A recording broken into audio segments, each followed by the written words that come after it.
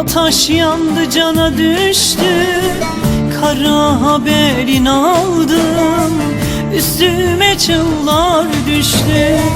Ölüm evin yıkılsın, nereden buldun beni? Daha bu genç çağımda yasa bürüdün beni. Oy kirvem nasıl edem, şaştım kaldım nere gidem.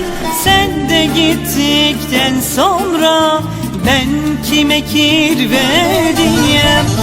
Oy kirvem nasıl edem, şaştım kaldım nere gidem.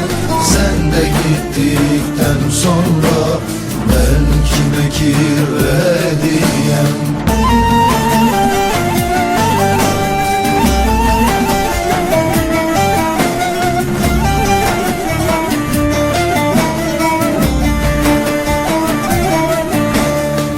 Allah'ından bulsunlar, sana pusu kuranlar.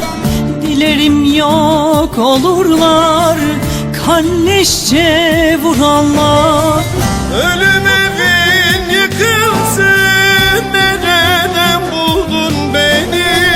Daha bu genç çağımda yasa bürüdün beni.